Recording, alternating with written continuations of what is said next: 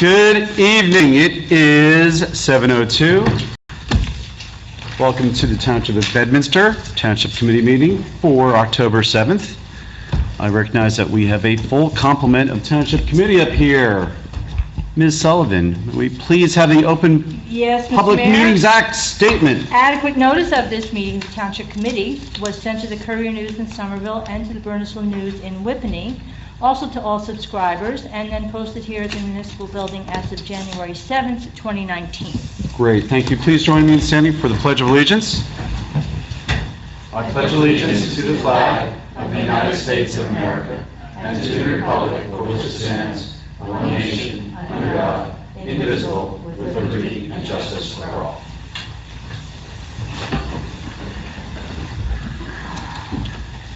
We have two sets of meeting minutes to review and approve. Has anyone has comments that they have not otherwise provided to Ms. Sullivan?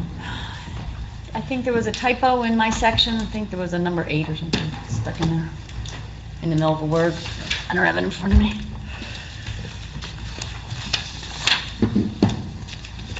Ah, yes, businesses with the number 9 in it. Got it. Thank you. You're welcome.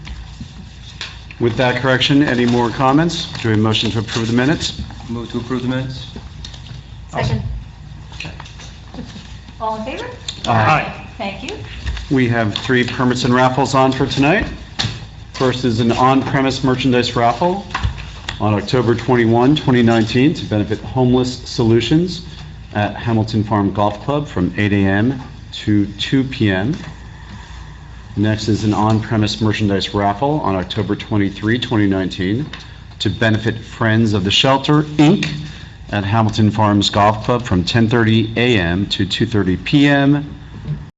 The third is an on-premise cash 50/50 raffle on October 23, 2019 to benefit Friends of the Shelter, Inc. at Hamilton Farms Golf Club from 10:30 a.m. to 2:30 p.m. Any questions or comments regarding those permits and raffles? And we have a motion to approve. So moved. I'll second. Again, all in favor? Aye. Thank you. Thank you. Public comments. Twice each night that microphone is open. 2 opportunities for public comments. This is the first one. Mr. Byer. Yes. How are you? I don't think is this working? It is. Oh, okay. For the record, Jeff Byer, 157 Riverwood in Bedminster. I am coming here to respectfully discuss the meeting agenda on the Betty Merck dinner. I'm a representative of the Bedminster Democratic Committee, and would like to ask that you consider having this dinner somewhere else other than the Trump National Golf Course. Democrats that I represent are very uncomfortable going there. My analogy is I don't think you get a lot of Republicans going to the Hillary Clinton Golf Club for this dinner. I know Betty Merck, when she first did this, meant this as a dinner to bring the whole town together, to start out the new year. And where it's being held now, very few Democrats show up. They just don't feel comfortable there. I don't want it. We all know the politics going on. We don't need to discuss that. But last year, myself was there to get sworn into the library, and my wife, and I didn't see any other Democrats there. So I think it would be good for the town to have it in a neutral location. Hamilton Farm is in a very nice place. But also asking, does it have to be at a country club? Can we have it like at the school to show off the school, or at the library to show off the library? We will actually be discussing that as an agenda item, so we will be coming to that later in the meeting. Okay, so I'm just giving you my input on that. Thank you.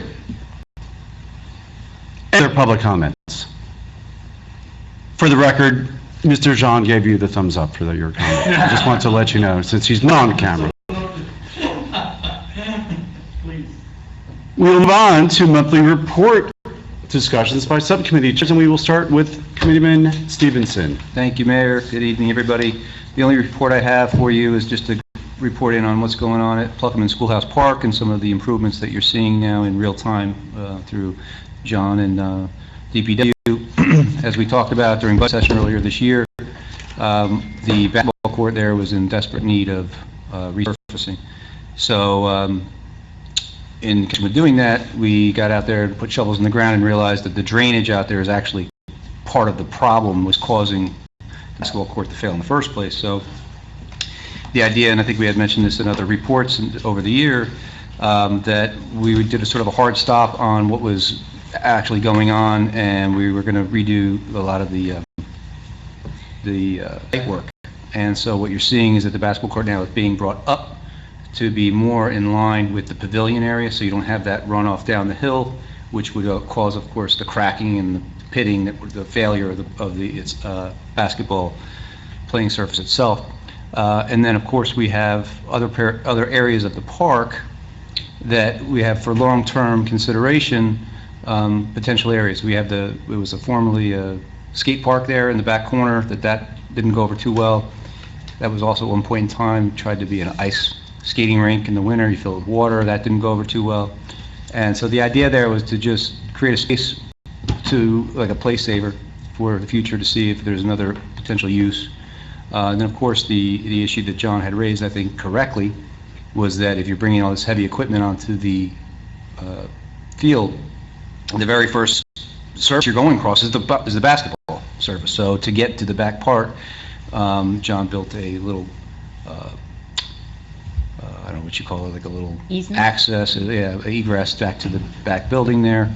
And then the other thing that we talked about, and this is in conjunction with Committeeman Hickey, we talked to Robin Ray, and we're working with John to talk about users and the types of uses that might go on there at this park.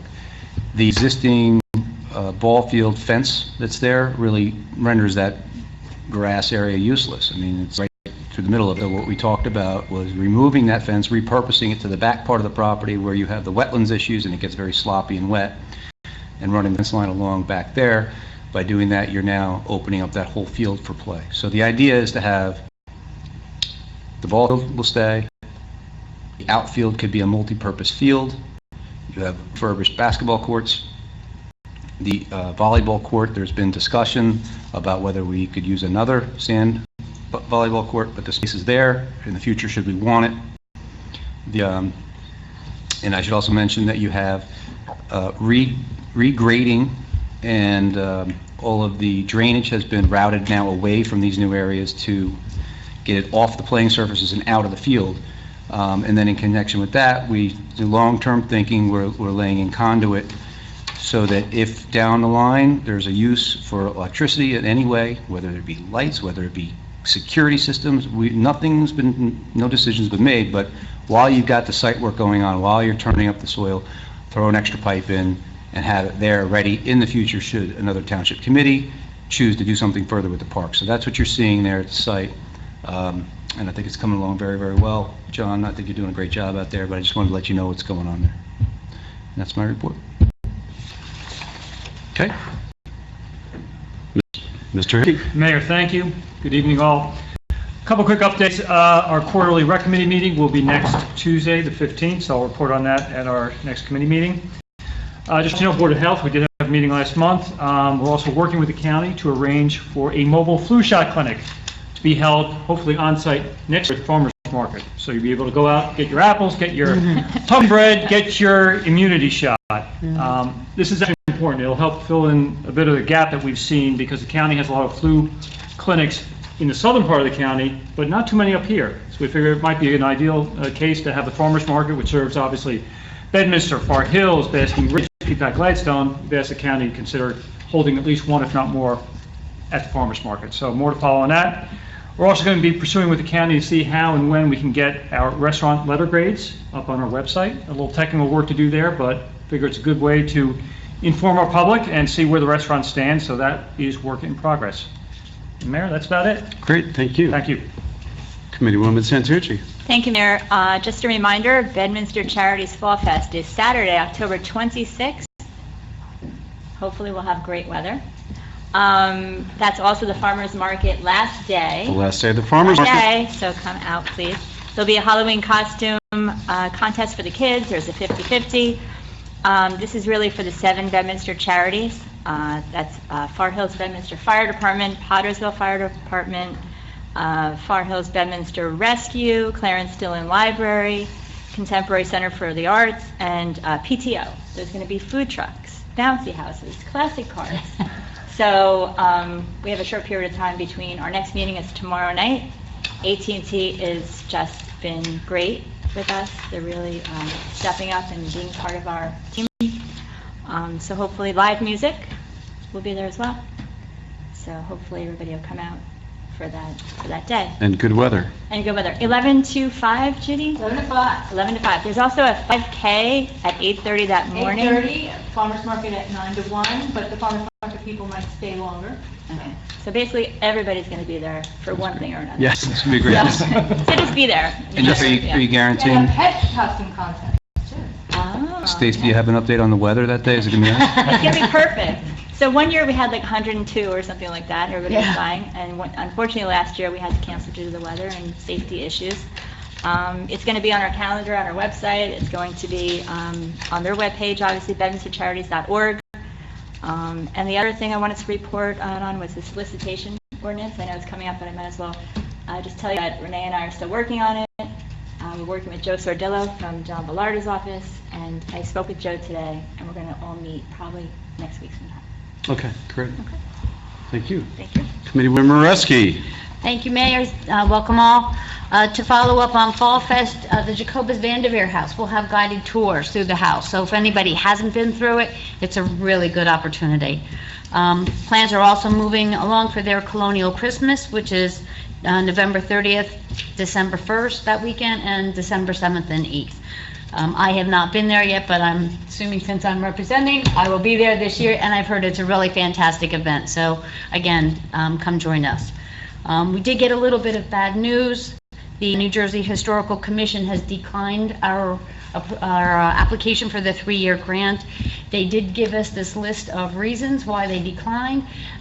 Personally, they were really silly reasons, so Craig Sutherland, the president, is going to be actually reaching out to them and having a meeting to see why they did this. It was very surprising. We still are waiting for the results of the grant from the New Jersey Historic Trust. Robin, Ray, and Craig had already performed the site inspection with the trust people, and they did that in July. So we're waiting now until early November, when we should hear the results back from that. Just to let you know real quick with that, the JVH has some pieces from the Newark Museum. Again, you have to go to the tour. The inspection was done by the woman, Andrea Coe, and everything's on the up and up, so a waiver of subrogation was authorized. So that's good news. And the JVH is always looking for new members, so if anybody wants to volunteer, just let me know. We had probably the quickest environmental commission meeting I've ever seen in my whole life. I think within a half an hour, we were done. We had a couple people in attendance, and they had some questions, but we started with one question that the EC had been posed to a couple of the members from members of the community, talking about the trees, asking why the Environmental Commission isn't in charge of the tree issue when things are taken out, when they're put back in. One of our attendees, Brian Haggerty, though, had right at hand what the ordinances for Bedminster, so that's pretty straightforward. He read that out. But the EC would like to get a little more involved when there's a site review. So maybe the Land Use Board doesn't have to lean so heavily on what they do. Maybe EC can help a little bit with that. EV charging stations are in.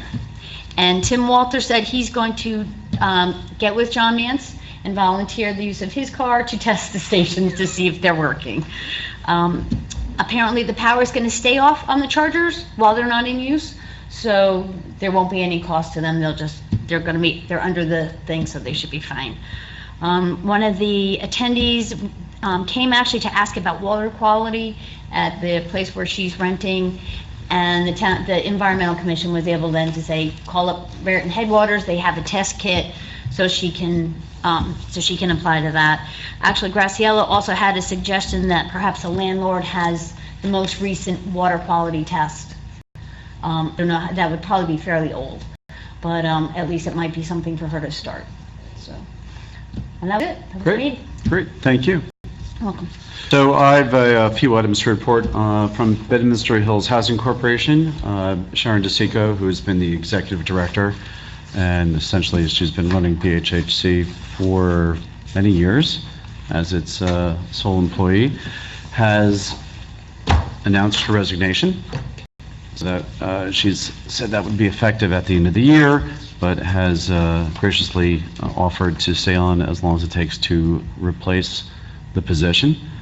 Something that the township will be discussing as well as BHHC as we make decisions to move forward. So once again, I want to say thank you to Ms. DeSico for her years of service. Judy, you certainly know this, so she started back with the Hills Development Corporation. So, well, Sharon, before she worked for BHHC, she worked with Mr. Hill, the Hills Development, and was one of the agents filling all the units in the Hills, along with some other people in that. And then transitioned to BHHC and has So been we had essentially another running that woman program started- for years. Right, another person, Rose Eaton, started in the position, and then when she retired, Sharon, because of her experience working in the Hills, came on board. So essentially, anyone who's purchased or rented in the affordable housing program has, in one way or the other, gone through Sharon's hands, through approvals and vetting and marketing. And so once again, we thank Sharon for all her work. We've got a few more months with Sharon, and hopefully we'll be working with her on making a smooth and easy transition. Land Use Board, Mr. and I were not eligible to participate in the pending Land Use Board application that was last week, but we did hear that the Primrose School application was approved. That's on Burnt Mills Road, so that is a child daycare facility that would go in next to, still going to say it, next to the Burger King site, which is not a Burger King. We'll see what happens there, or when it's go to construction. I do understand that there's a matter of that application that will come back here. There's a recommendation, I believe, from the Land Use Board, and that will be incorporated into the resolution, that they work out a developer's agreement with the Township Committee regarding certain traffic improvements, particularly at the Burnt Mills 202-206 intersection.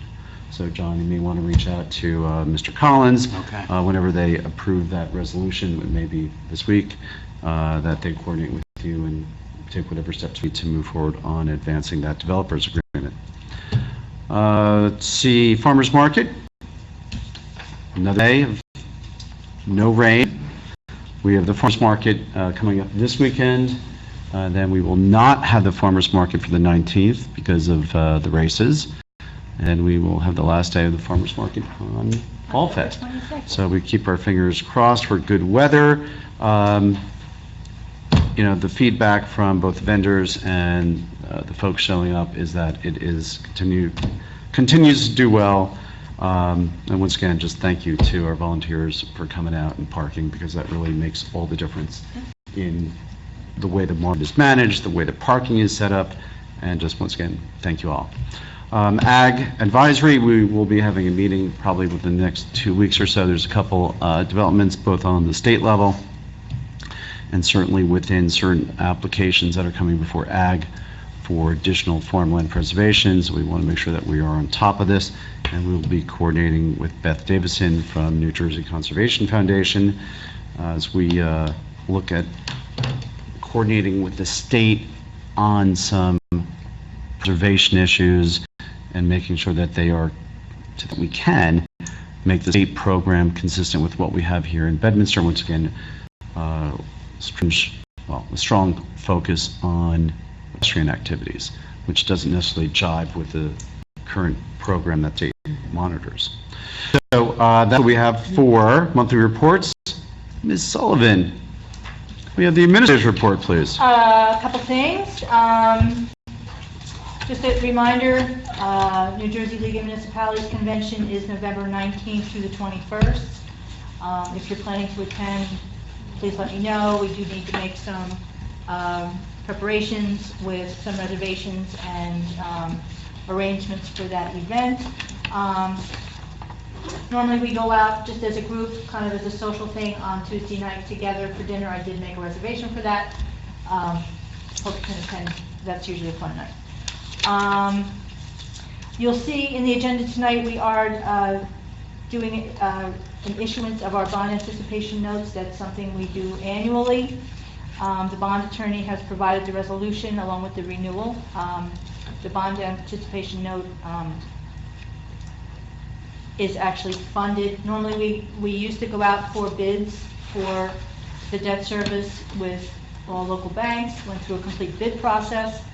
But last year we started actually funding the band through our own surplus. Actually we're doing it through the sewer utility surplus. So the loan, if you want to call it that, we still have to award whatever the going interest rate is, and then we pay that interest rate to the sewer utility. So it's income for the sewer utility. So that will still be the process. At the request of the mayor, the CFO did put together some additional information that's in your books regarding the status of our debt service. I don't know if you want to go over that or just take a chance to peek at it if you haven't had any questions. You'll see there's, over the next 2 years, there's significant pay down with our band, and we'll be paying off some of our major loans. It's the CFO's recommendation that additional funding that we will now be saving from the debt service portion of the budget, that we turn around and take that same funding, instead of eliminating it from the budget, put it into the capital account and just let it go into public capital surplus, and it will just sit there. So when and if we have the need to purchase something like a large fire truck, some major building repair, that money is already there. We don't have to go out and get another bond anticipation note to fund a fire truck purchase. That money will be there. So that's just a suggestion. Certainly this will be discussed during budget discussions coming up, but you'll see the debt services changing quite a bit in the near future. So on that issue, what I'd like to do is just so that everyone has this information now, that review it, and for the next meeting, we'd be in a position to ask Judy questions, Yeah. or if questions come up beforehand that should be directed to Deb, you can either Please. bring Deb here or you Let me know can if direct you have them to questions. Deb. You'll see in the report she gave you, all those numbers are hard, fixed numbers. There's only a few that are interest that she estimated, you'll see them, but otherwise, but they certainly, if you wanted to pay something off sooner, modifications could be made. Ms. Husky already reported on the EV charging stations, and yeah, Chairman Walter did say he'd be happy to come in and test them out. I will tell you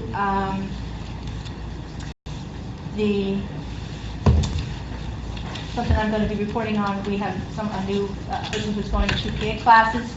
The classes are being held down at the county administration building, and she's working with the assistant purchasing agent for the county with the classes, and asked what does the county do for their electric cars. So she pointed her in the right direction for some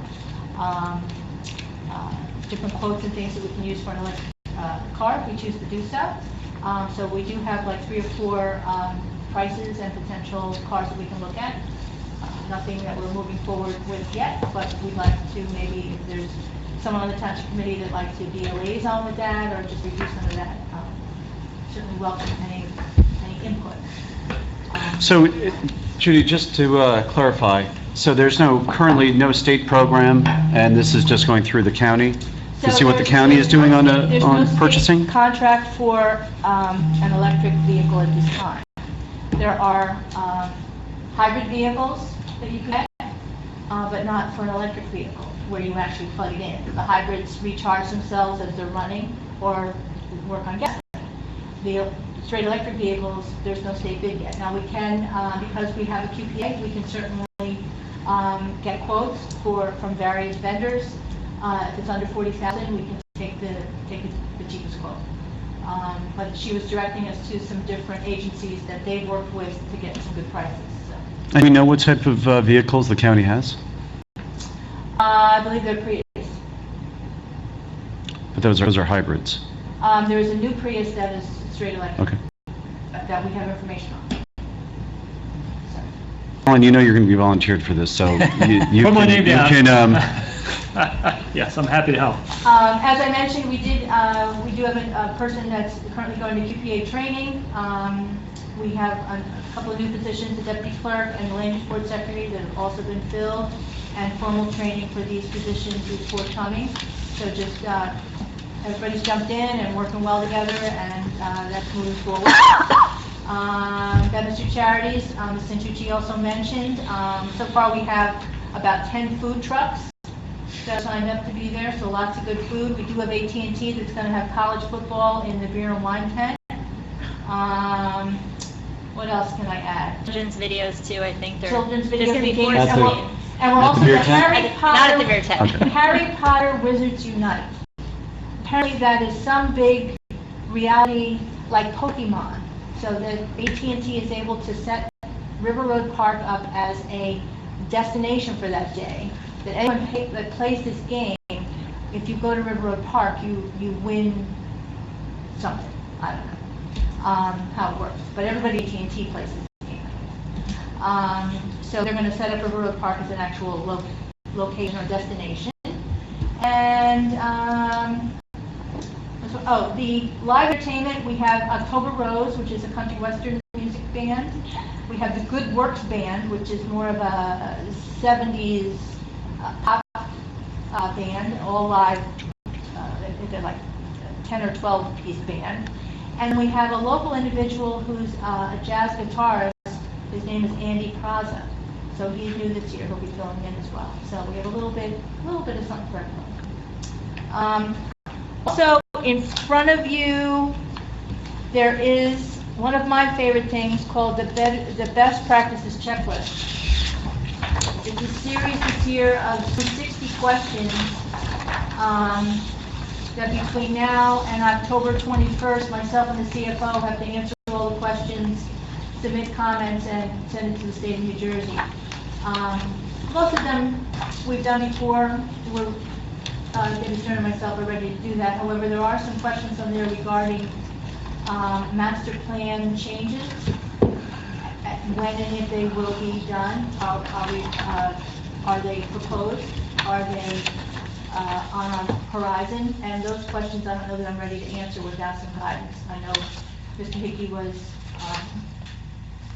part of that group, so maybe he could.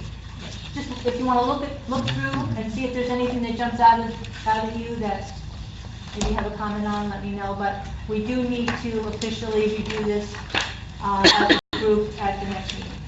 We're going to need the time. And I think that's all I have. Wait a minute.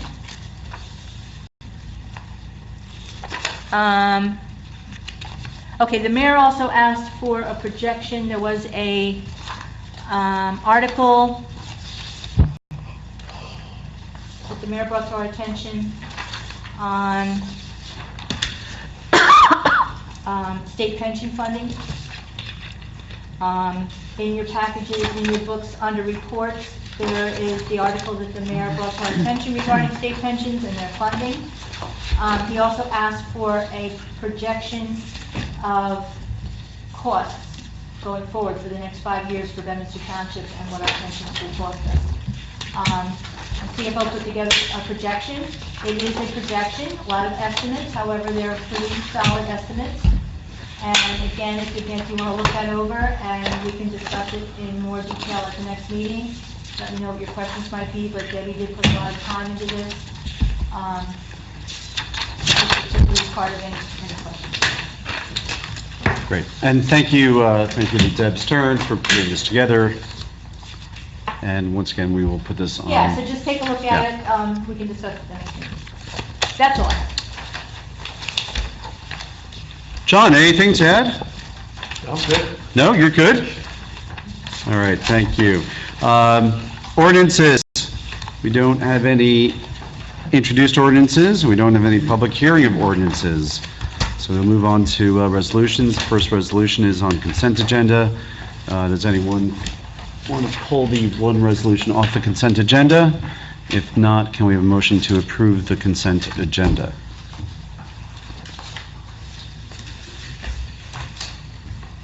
So moved. Do you have a second? Second.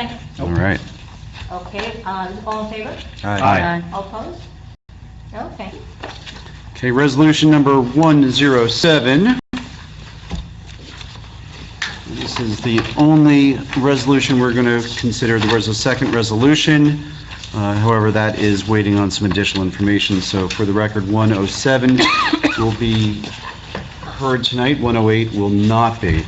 So 107 is the resolution authorizing the issuance of $268,875 in bond anticipation notes under one bond ordinance. And Judy, this is what you described earlier? Yes, so this is just this is an annual renewal of the debt. As I said, we will actually finalize this, which will be later in the month.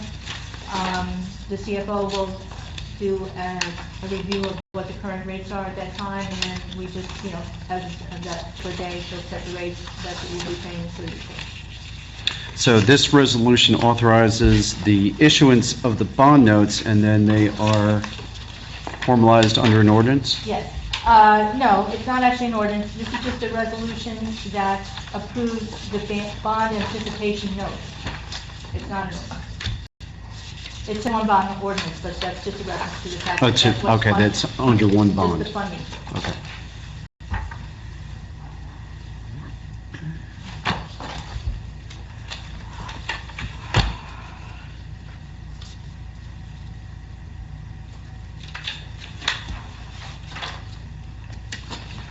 Again, the debt report that CFO Stern provided will show you what the debt has been.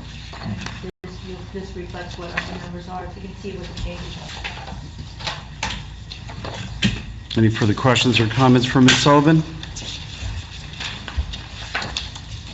If not, can we have a motion to approve Resolution 2019-107? Second. Okay, this would be a roll call vote. Mr. Stevenson? Aye.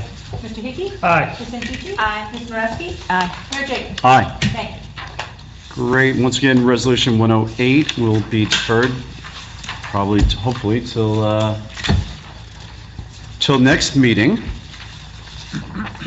Mr. Bellardo and Mr. Sordillo are waiting some additional information on that donation, which gets plugged into the resolution, so we will defer that. Approval of the bill list, pending review of individual invoices. May we have a motion to approve the bill list? So moved. I'll second. Again, roll call vote. Mr. Stevenson? Aye. Mr. Hickey? Aye. Ms. Santucci? Aye. Ms. Moreski? Aye. Mayor Jacobs? Aye. Thank you. Move to discussion items. Anything that any Township Committee member wants to put up for discussion? None. We will move to new business. And the first new business item involves a guest. So you could come up. It's a presentation. And I can't pronounce your first name. Tahira Gomez-Smith, Yes. who is our partnership specialist. Do you need the microphone out of the way maybe, or? I'm good. I'm gonna put the lights down maybe? So Ms. Gomez-Smith, when you get a chance, we can get you closer to the microphone.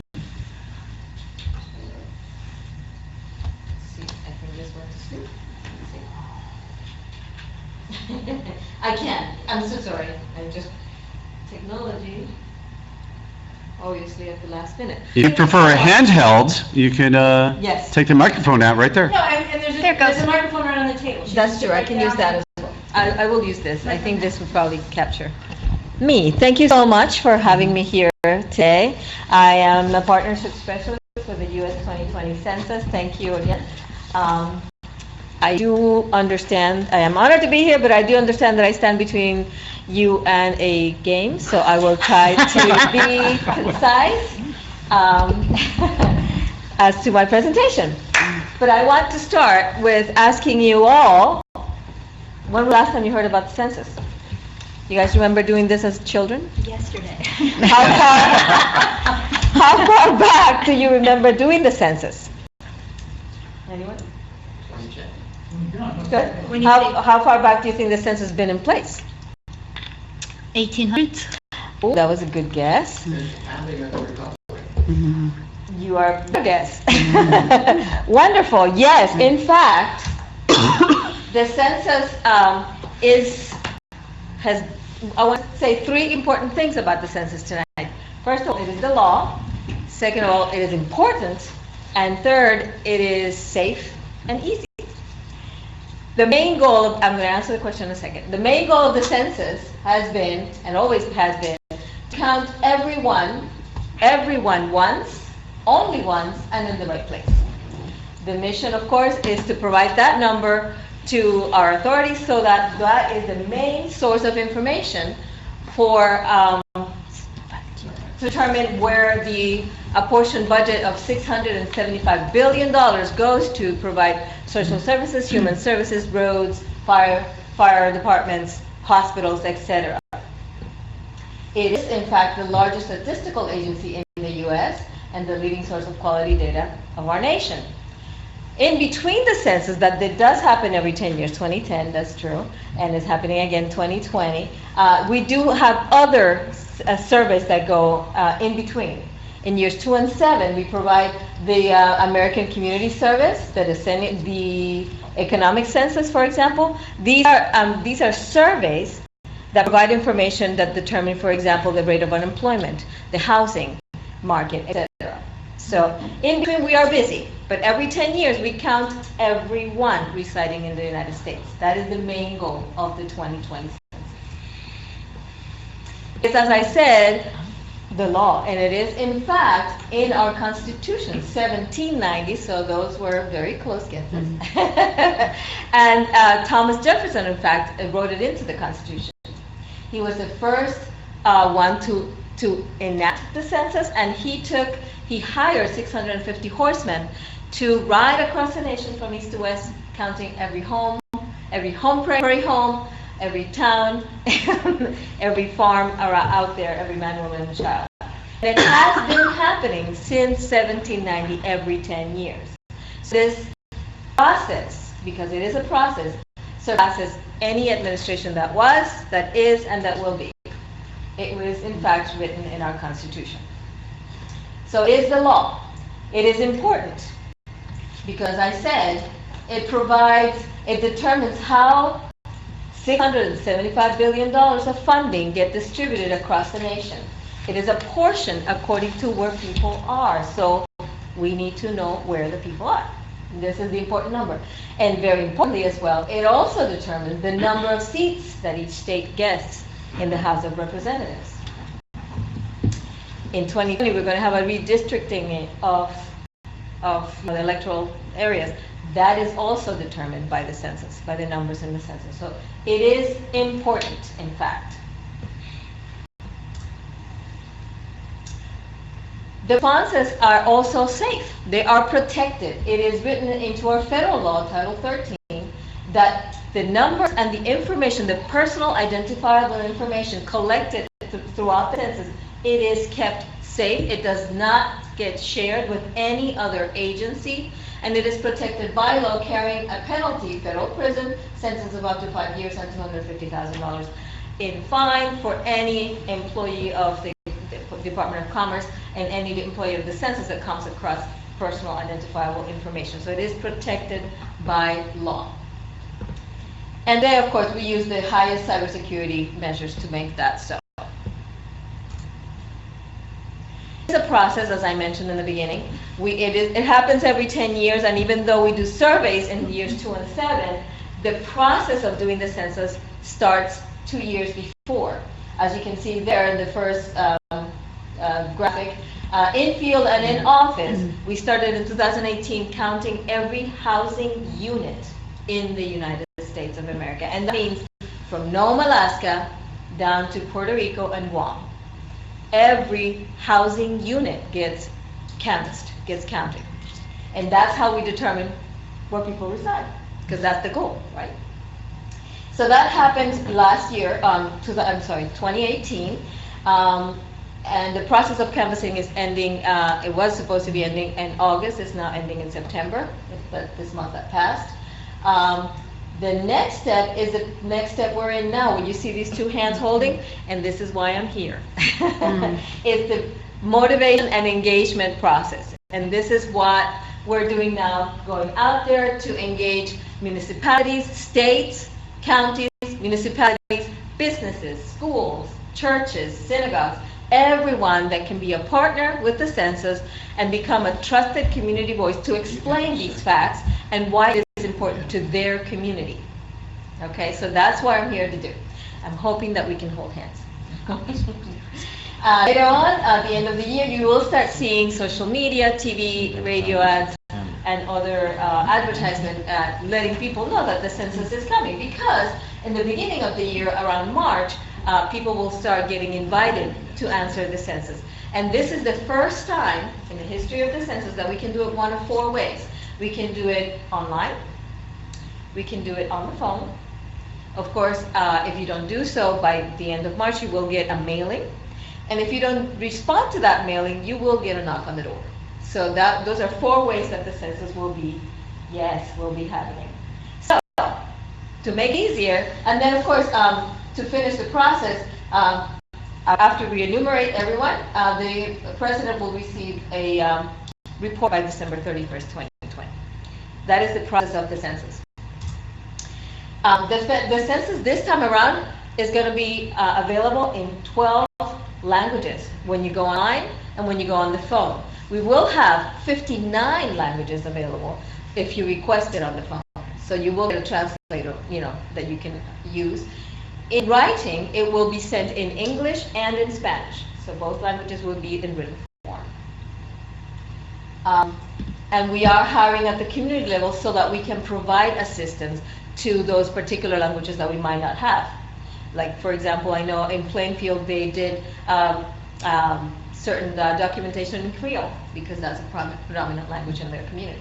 So we are, one of the things that we're doing, aside from letting people know and partnering with you guys, is of course hiring at the local level. So we want to be there at your county fairs, at your events, doing hiring and doing community education. We offer, it is not a full-time job, it is temporary because it's 1 year, but it could be full-time, part-time, flexible time, and the rate is 18 to 36 an hour, so it's a little bit of extra income for any kid home from school, any retiree, any mom at home. We want. So we can offer more languages, more flexibility, more customization, more assistance. So as I said, there is a process for the census. We have also field offices established in New Jersey throughout the state. We have now 5 offices open. These field offices are there to help the field employees, the canvassers and the field partners. They're not open for the public, but they do provide assistance for the partners to customize and information there. These are the offices located here in New Jersey. I believe South Plainfield is the closest one to you guys. It is fully functional right now, and we do have partners such as myself across the state that are providing outreach and education and engagement in several languages. Actually, I know that up here we have partners that speak Mandarin, Arabic, Tagalog, especially in this area, Gujarati, and Spanish, of course. As I said, we are recruiting. We are recruiting, as a matter of fact, the week of October 20th to the 24th will be our big recruiting week. So any event that you have this week in your colleges, in your communities, in your farmers market, I think that's later. No, 24th, the farmers market is still on. Very good. You said that. Right, you're paying attention. We want to be there. Oh yeah, We're looking forward to we want to be there. We want to definitely be there. We can provide recruiting assistance with laptops and tablets and help people fill out the applications. It takes less than 10 minutes, but people sometimes need that assistance. We can do that. Then we will create customized events if you want them, but we want to be where you are, where the community is. Why do we do this partnership program? Because the environment today is such that there is a little bit of distrust.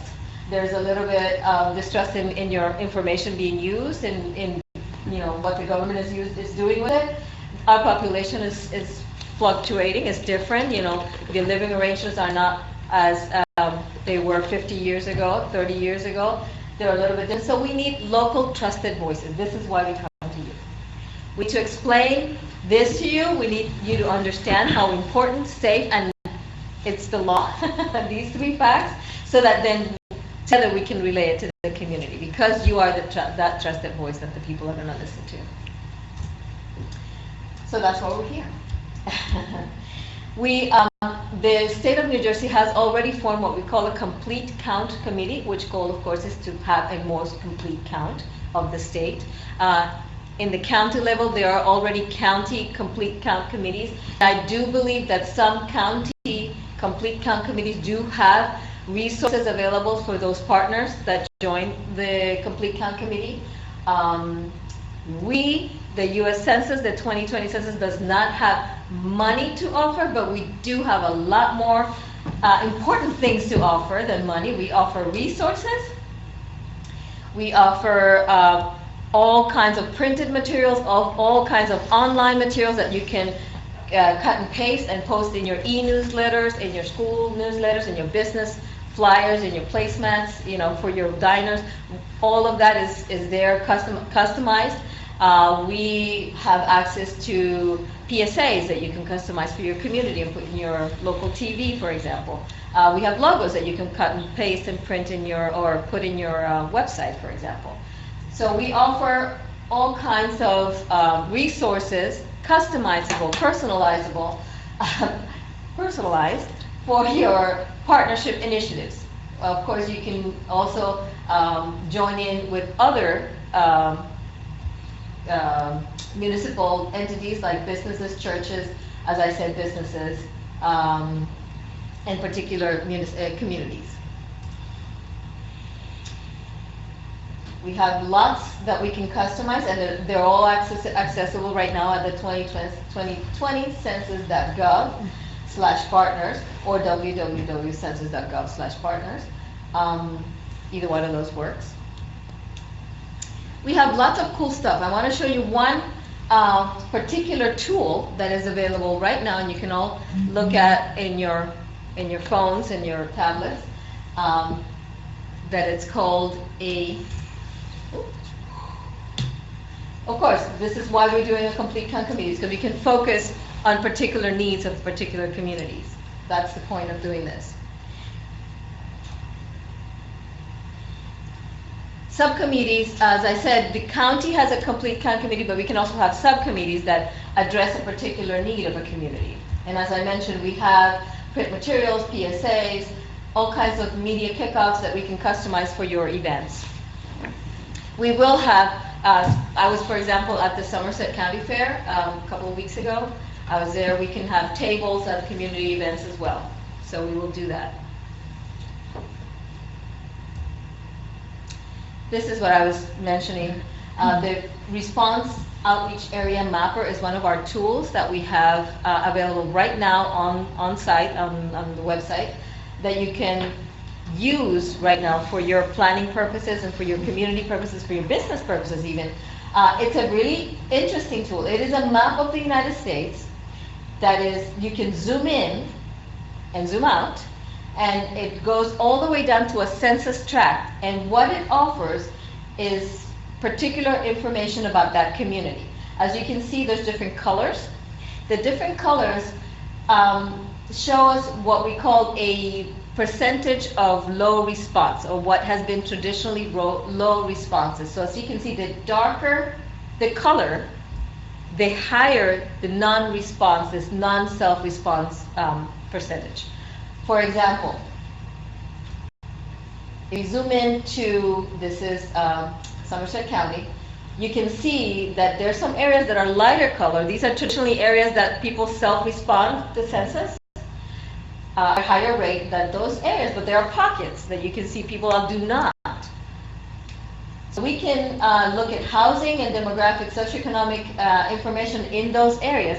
If we zoom in even further and go into Bedminster and then click, let me see if I can show you a little bit.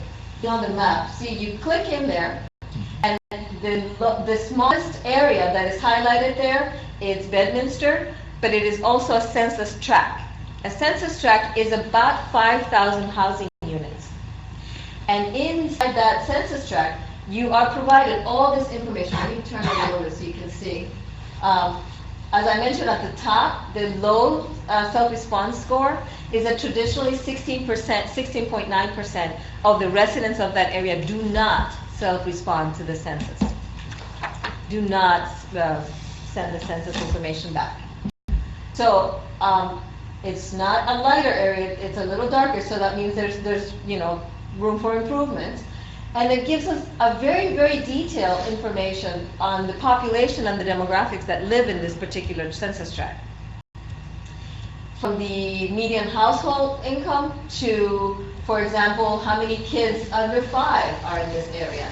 You can see here, children under 5. Let's see. Children under age 3 and 4. There's no data there. Children under 18 living in poverty, 16.3%. So there's a very, very detailed, and this is just one page. It goes down, all the way down to who has high-speed internet in their home, all the way down to who has access to public transportation. So very detailed information that is accessible to you now. So you can go in there and take a look. It's just a quick Yes, question. absolutely. So that's 2013 to 2017 5-year estimates. So Because remember I mentioned the American Community Survey, for example, is in years 2 and 7, ending in 2 and 7.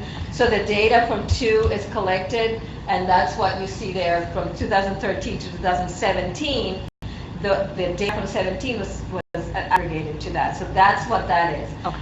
We just had the American Community Survey happening 2 years ago, so this will get updated, obviously. And as the census finishes next year, this will get updated as well. And this is actually being updated as we speak, since when the information comes. okay, thank you. Yes.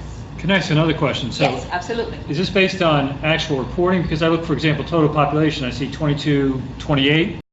I know Bedminster is about 8,300, give or take. This is this particular census tract. You see the little outline there? So it's part of, Part of it. So it's Got not it. the whole town. It's give or take 5,000 housing units. And is delineated by particular geographical delineations, like Highway 278 or, river, or a subdivision of a housing subdivision that ends there. So it's divided in a particular way, not necessarily the whole town. Gotcha. or half the town. It's 5,000 housing units in a particular pocket. got it. Okay? Got it. You can even click in more, and it will tell you there's like 12 different gradations of how communities are evaluated. Their suburban community, their rural community, and the traits that those communities offer across the nation. For example, rural community usually do not have high-speed internet. That sort of information is there as well. So if you click in and click in and click in, there's even more layers of information. So all of that is there now. So you can access it as we speak. So these resources are there for you, and we hope that as a partner you use them for your community and for the improvement of your community, and you can help us also disseminate the word that the census translates back to all that funding. All the senior nutrition programs are funded through, the numbers from the census. The school lunches are funded through the numbers that come out of the census. So all of this is important, and we would like to partner with you to disseminate this information. I hope you do. Any other questions? Yes. I think you had mentioned earlier in the presentation that part of the purpose of the census is to redistrict areas, is that right? Part of the information from the census is used for the redistricting of the United States Do you happen to know, and free for putting you on the spot, but do you happen to know who's making those decisions in terms of redistricting, and what is the overall point of The redistricting? census provides the numbers. Remember, our goal is to count everyone once, and in the right place. And that is the enumeration that we do every 10 years. That number is the leading source of the information that is used by the federal government to apportion the money and the districts. So, not us. You're talking about redistricting, you're Yeah. wondering like who's in charge Yeah, of that? Who's in and charge what's the of goal that? of redistricting? I What are do they trying to know this, accomplish? though. Yeah. New Jersey did lose two representatives in the last census, in the last redistricting, because of the numbers from the census. So it is important that we all answer that for our benefit, Right. living in New Jersey. So you would talk about recruiting for census workers. Yes. What are the salary ranges for the workers? So we have, it's a very easy application online. It takes less than 20 minutes, not less than 10 minutes. The application serves it's one universal application. It could be for anyone having language skills, social media skills, computer skills, technology, statisticians, We are hiring in the field and in the office. So it could be for canvassers, it could be for the people at the end that go and knock on doors. And we do have a strict background check and all of that for that purpose. But it could also be social media postings and that sort of technology skills. So it could be a range of things that they're hiring. Did you say We're hiring now. 18 and 36? 18 and over. 18. You could be retiree, $18 to $36? 18 to 36 is the Okay. range. Okay. Yes. Is that what you asked? Yes. That was the long answer. All right. Yes, 18 to 36. Yes. Anyone can apply. And what are towns doing? Is there a specific request of Bedminster? The request for Bedminster is to become a partner and to let us come to all your events. Please invite us. Yes. Bingo? Please invite us to the We do event. bingo? This is information about You our could do event bingo. Awesome. that we were talking about. October And if you have any 26th. questions or contact Perfect. information is there. We will be there. In your email to me, is there Yes. the link is in there for me to go on that we can post on our website? Absolutely. So what I can do is, I'll send you where you can go to customize your posting, so you can cut and paste and put in your e-newsletter or the logo, for example, that sort of thing. I'll send you another link that goes to the partners specifically. So that is one request, or that is one ask. If you could please post it wherever is appropriate, wherever is for communities to see. We have many languages that we can post this in, so our logo goes in, in all languages, so you can please use them, cut and paste, and put it wherever you need it to be. We would love to be at any career fair, job fair, any colleges, community colleges, any businesses, anyone doing something that has to do with jobs. We'd like to be there to help people find those jobs. Are you aware of this Thursday? The largest college fair in the area, it's at Ridge High School, with Birders High School. They're having it up this Thursday. You might want to reach out to them. That's Love gonna- to know about it. So that's Can we- this Thursday. What's the earliest people can start answering the questions? So the census will not be sent out until March, and probably in the beginning of the year, people will receive a request to go online or on the phone. Okay. So they can start answering that in the beginning of the year. Not yet. It's just 10 questions. People ask, is it really long? No, it's just 10 questions. The idea of the census is to count everyone. That's the idea. Great. Yes. So I will have a packet with everything. I'm going to leave it here with Mrs. Sullivan. Thank you. But I will also leave, there's some information on different aspects of the presentation I just gave, so I will leave some here for you guys, but I will definitely send a link so all of you and any of you can have it. And use it. Well, thank you. We Thank do you. have a library board meeting coming up next week. Could you leave some materials that we could bring to the Absolutely. library? Absolutely. Great, thank you. Yes.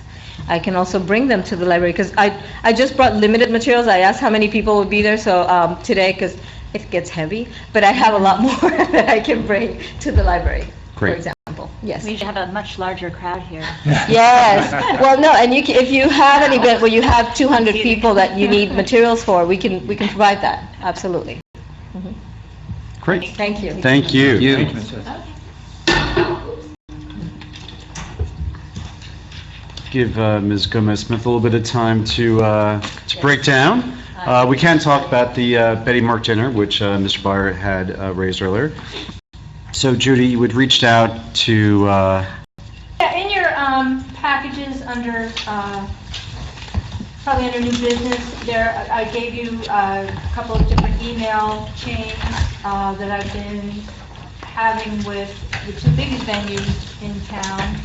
Actually, I reached out to Hamilton Farms, I reached out to Trump National, I reached out to Fiddler's Elbow Country Club.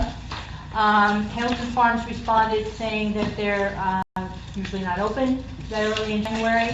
The requirement for our reorganization meeting, also known as the Betty Merck Dinner, is it has to be held within the first 7 days of the year. So Hamilton Farms said they're not open during that time, so they could not accommodate us for such a meeting. Fiddler's Elbow is also normally not open, but they said they would be happy to see if they could accommodate our request. I did speak with the event manager there, back and forth. She was putting together information with the chef regarding costs and menus and things like that. She is not in on Monday, so I hope to actually speak with her tomorrow regarding costs and some details. And I also did speak with our contact, the event manager at Trump National. They indicated they did have Friday, January 3rd was available, and they would set it up, they would keep the cost and menu the same as last year, which was $40 per person. Fiddler's Elbow, what I can share with you is they did have Thursday the 2nd and Friday the 3rd available. But as far as costs, they have yet to get back to me. And Hurley is the name of the... Tom Hurley is the general manager. Is the general manager. Okay, so if we need to Yeah, go a little that's- higher up the chain at Fiddler's Elbow, we Yeah, can I do spoke so. to both of them, but they asked me to work with the events manager first and get some of the details. And if they needed any additional help, they would be happy to. Right. Okay. So to be continued, and to address the comments that were raised earlier, have we looked elsewhere? Well, traditionally, the dinner was held at Willie's Tavern. Willie's doesn't exist as Willie's Tavern anymore, and setup of the restaurant doesn't accommodate a large room. We have moved the event around to Pottersville Fire Department, which was actually one of my favorite, but that was not a very accommodating for 100 folks. Ingress and egress was an issue for sure, snowing. as it was snowing and it was muddy, and there were a lot of other complaints. Yes. No, it was beautiful. I mean, it was beautiful. But right, it was a great Bedminster great event location, because yeah, it you're out was. there. We had It's some you get everyone out there. That was just a really nice. Trump is a great venue for sure, absolutely, and it is turnkey. So one of the great things about running it at the venues that we do have available, and Fiddler's has not been available in the past. So last year, they did an upgrade of the kitchen services, and John, if I'm getting this wrong, they upgraded the kitchen, and they put upgrades in. They did Traditionally, something they else are, as a member, they are always closed the first 2 weeks of January to give staff and people a chance to go home, rest, go on vacation, not after they not go have through to the come holiday back season. and work. I can tell you that and I have worked with Megan Lease as part of the email chain because my son got married there a few weeks ago on September 21. So Congratulations, yes, John. so they do a great job when they are open, and the chef Michael is fantastic. But again, I think the logistics are that they normally are just completely shut down. But it's a good venue. Yeah, and I did reach out to Fiddler's Elbow at the actually it was about this time last year and at the beginning of the year, and suggested that since they were going through those changes, or those, well, with those improvements, that it would be a good opportunity to highlight.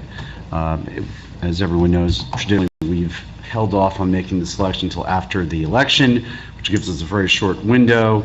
When we've looked at other, I'll say, non-conventional venues, such as the school, that puts a lot of the catering obligations and everything else on one person, Judy Sullivan.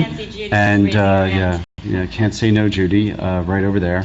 So the idea is that we not burden staff with having to be catering and beverage purveyors or purchasers. So, Mr. Byer, we hear you. I think my intent is to really showcase what we have in Bedminster, but to do so in a way that certainly hits the statutory requirements of running the event in the first week, not putting additional burdens on town staff, and also keeping the costs low. So right now we're waiting to hear from Fiddler's Elbow, and hopefully that they come in with a price that's competitive. And if there's an opportunity to move this event around and we can do so, that's certainly something that the Township Committee will consider. This was something that I wanted to push at the end of last year, and we'll continue to do so. I will say that I did see folks that we didn't do on the census. We didn't ask people what they are as they came through the doors, so I can't vouch for that. There were no Democrats other than you and maybe a few others, but I believe there probably were. I look at that event and that venue not as partisan. I look at it as a Bedminster event that can host people. I certainly do appreciate the concern that some hope that some do have, and they don't actually share that same expression that I have, looking at it as a physical location. But we may have an opportunity this year to bring a new venue into play again. So we will continue to look at that. Can I say something, or is this the wrong time? Come on. No, I was just, I know that the Board of Education shares this meeting with you. So maybe looking at the school again, instead of burdening Judy with it, maybe they want to host us instead of us hosting them. Mr. Byer, we actually had that conversation with them multiple times. I said they were more than willing to host us, so long as we did all the work for it. So once again, that put it all back onto Judy, and that was a no-go. So yes, they offered up. They would provide the location. They would provide the location, but as providing assistance and doing the catering and doing all that, that was going to fall right back on us. And frankly, actually did take a stab a couple of years ago at just running what the catering would be, and We couldn't do it for $40. we couldn't do it. So we can actually do off-site catering and bring it into the school as cheaply as Trump provides it, and we'll see what Fiddler's Elbow comes in at this year. So we're on top of it. I'd like to think that we're ahead of this issue, and to be continued hopefully and maybe resolved within the next meeting. Old business. Mrs. Tucci did cover the amendment to the solicitation ordinance. Anything I did, Mayor. further that you want to add to that? Nothing further. Stay tuned. Vacant property zombie house maintenance. Mr. Stevens. Right, so, this is an issue for folks in town. It's come up time and time again recently, and we're still continuing to work towards it, working with some folks on the historic preservation, and got some good ideas about how we can go about putting a draft out there. Next step, I think, would be to reach out to John and see if we can't put pen to paper on this and get a draft before you in the next meeting or two. But again, this is to stress to everybody, this is not the government getting into the business of, your paint's chipping your house. That's not what we're after here. We're talking about extreme situations for properties that are in need of governmental assistance, involuntary assistance, but hopefully it's not something that we use regularly, but it's something that we should have in our arsenal should we have to use it down the line. So we're still working towards it. We're looking to gear it more towards health and safety than property maintenance. It's really health and safety. I know there's been discussion by myself about abandoned properties. The issue there is, of course, you've got a threshold determination to get through, and that is this property abandoned or is it just ignored? And there's a difference there between the two. So I think that for our purposes, we might be better to have more of a health and safety issue than an abandoned issue. But drafts to come. Okay, great. Short-term rentals. Ms. Sullivan, do we have any update on the enforcement? The last case we spoke about was one here on Somerville Road. I think we mentioned briefly at the last meeting. I know zoning officer is working on that. He sent out, violation notice, gave him a certain amount of time to make some modifications, and that hasn't expired yet, so Okay, that's all it is. so to be continued, and that will stay on there. Engine braking, Mr. Hickey, I don't believe there's been any developments. No update on that. Pluckman Park, I did see there was some email correspondence. Yeah, regarding the new enforcement action. prosecutor is working on that with Mr. Rogers. That's still pending in municipal court, so there's not much that I can discuss with regard to that due to pending litigation. And that's Mayor- on the pending litigation, but there are still continuing enforcement issues that are in play. I can jump in. I do have an update. Just happened to be over there the other day, and one of the residents took me around, and lo and behold, a tree had fallen on his house and was sitting there. They had knocked off the gutter, knocked off the downspout. A disaster.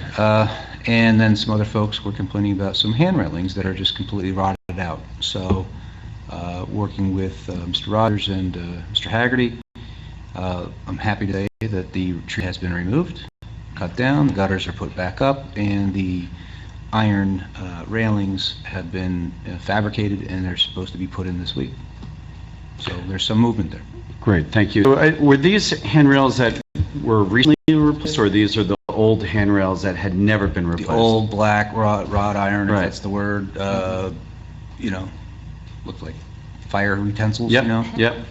And just completely rotted. I mean, there's nothing on the bottom. They just sort of flap in the wind. And these are the hand railings that the folks there, and let's not forget, this is an over 55 community, are depending on to get up and down their stairs. So, I mean, it's just,